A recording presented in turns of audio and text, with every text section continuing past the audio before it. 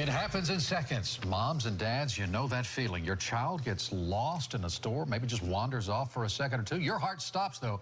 Panic sets in, and you think the worst. It's happened to most of us, but what if you had a secret weapon, an extra layer of safety, so to speak? How far would you go to keep your children secure? Would you be willing to microchip them? Experts tell us the technology already exists. Turns out one Bay Area mother is all for it, and she shared her story with our Melanie Michael. Hey guys, good evening to you both. You know, chances are if you have a four-legged family member at home, it's already microchipped. And if the technology exists to save Fido in an emergency, what about microchipping your child? Before you say, no way, I would never do that, hear one mom's story.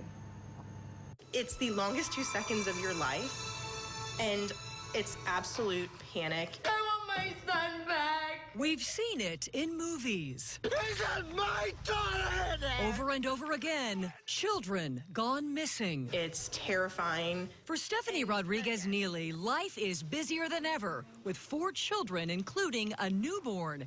She knows scary situations can happen in an instant, and for her, it has. If it'll save my kid, there's no step that's too extreme.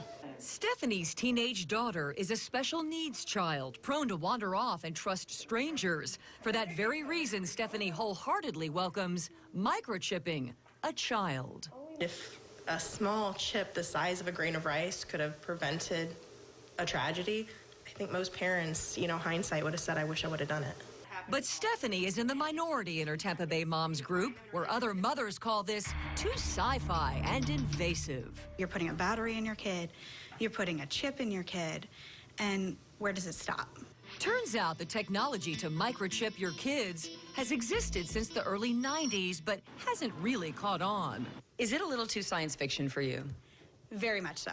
A well-known technology expert out of Boston tells us microchipping poses little to no health risks and would act as a barcode of sorts.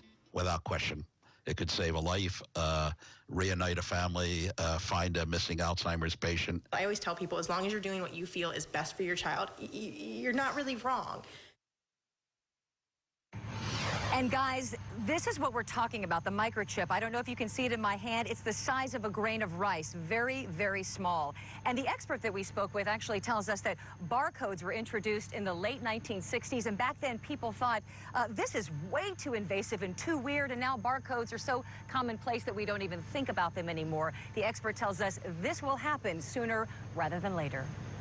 Well, and Mel, you said that the technology's been around since the 90s or whatever, but I mean, have companies actually tried this? That's a different scenario.